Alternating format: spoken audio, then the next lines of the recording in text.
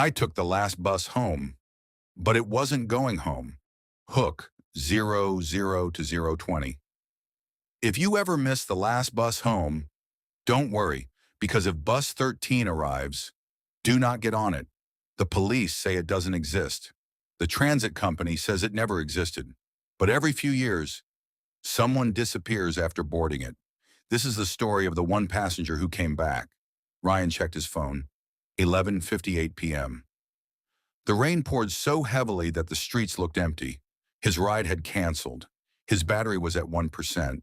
Then headlights appeared through the storm. An old city bus rolled toward the stop.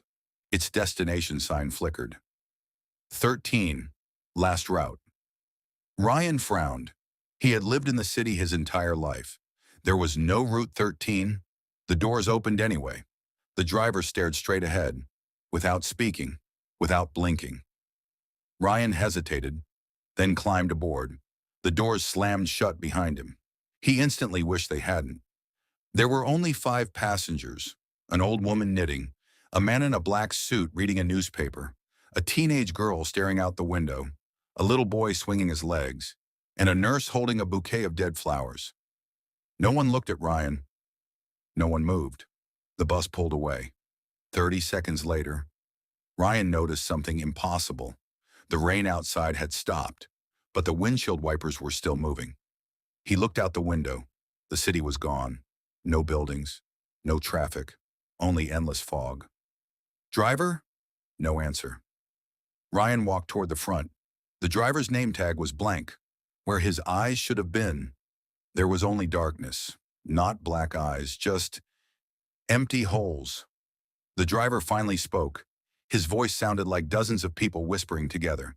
Please remain seated. Ryan stumbled backward. The little boy laughed. You talked to him? Ryan looked at the child. What do you mean? The boy whispered. Nobody talks to him twice. Ryan hurried back to his seat. His phone buzzed. 1% battery, 1 new notification. Missed call. Mom. He smiled with relief. He pressed call back. Instead of ringing, a woman answered, crying. I'm so sorry, Ryan frowned. Mom, the voice continued. We did everything we could. The phone went dead. His battery still showed 1%. The nurse slowly stood. She walked into the aisle. Every passenger watched her. She placed the dead flowers onto an empty seat, then quietly said, Someone new is joining us. Ryan's stomach tightened. The bus stopped. Nobody was outside. The doors opened anyway. Footsteps echoed. 1, 2, 3, but no one appeared. Then, the empty seat beside the flowers sank, as if someone invisible had just sat down. The doors closed. The bus kept moving. Ryan couldn't breathe. He looked at the window. His reflection smiled. He wasn't smiling. His reflection slowly lifted one hand and waved. Ryan froze. He kept both hands at his sides. The reflection leaned closer to the glass, then whispered, Don't let them know you're afraid. The reflection suddenly returned to normal.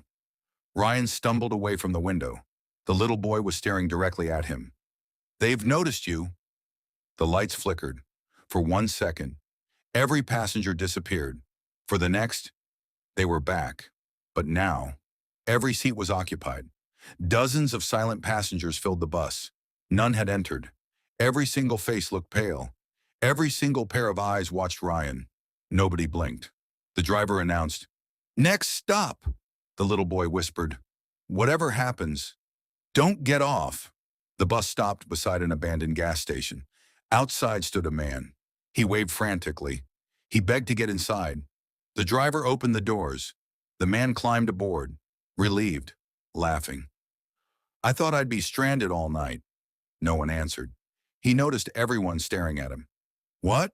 The driver slowly closed the doors. The bus pulled away. Then, the man looked out the window. His smile disappeared. Outside, hundreds of people stood in complete silence, watching the bus pass. Every one of them looked exactly like him. The copies smiled, then waved. The man screamed before Ryan could react. The man's body simply vanished. His clothes collapsed onto the floor, empty, as if the person inside had never existed. The nurse quietly picked up the clothes, folded them, placed them on the empty seat, without saying a word.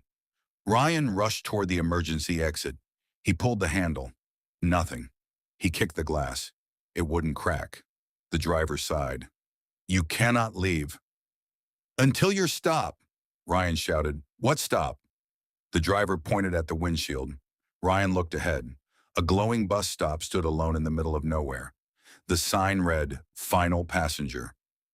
The bus slowed. The little boy grabbed Ryan's arm. "If you step off, you'll forget you ever lived."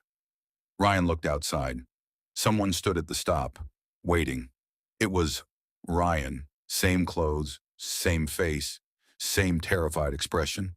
The other Ryan smiled, raised one hand, and motioned for him to come outside. The doors hissed open. The driver spoke one final sentence. "Only one of you gets to leave." The bus fell silent. Ryan took one step toward the open doors. And that's when he realized the version of himself outside had no shadow.